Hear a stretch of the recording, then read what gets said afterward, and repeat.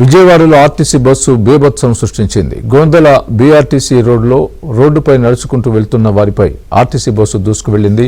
ఈ ప్రమాదంలో 2 పాదచారులు అక్కడికక్కడే మృతి చెందగా పలువురికి గాయాలయ్యాయి.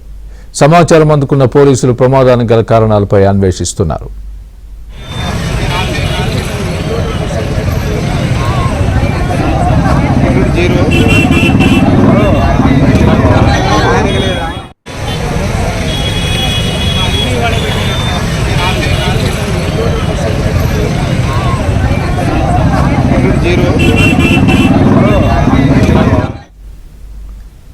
ఇదే అంశానికి సంబంధించి పూర్తి అప్డేట్ మా ప్రతినిధి ప్రసాద్ చెబుతారు. ప్రసాద్,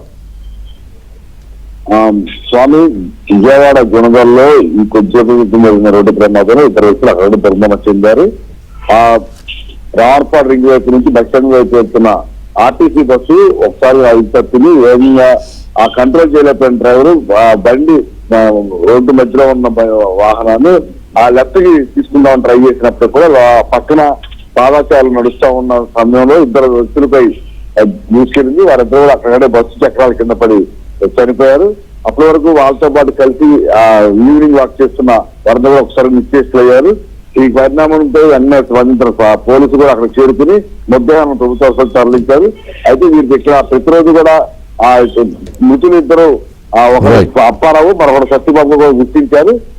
వీరు కొంతమంది మిత్రులతో కలిసి ప్రతిరోజు ఈ టైంలో 9 గంటల సమయంలో వాకింగ్ చేస్తారని కూడా చెప్తున్నారు అదే ప్రాంతంలో. అయితే అంతా రోడ్డు పక్కన నడిచినప్పుడు కూడా బస్సు డ్రైవర్ బ్రేక్ ఫెయిల్ తప్పడం వల్ల విచారణ జరుగుతుందని కూడా చెప్తున్నారు. మొత్తం మీద బస్సు డ్రైవర్ నిర్లక్ష్యం కారణంగా 2 ప్రాణాలు కోల్పోవడం స్థానికంగా కూడా అందరినీ కూడా కలిసివేసింది. దీనిపై సమాచారం కేసు నమోదు దర్యాప్తు చేస్తున్నారు. Swami, right Prasad, thanks for the update.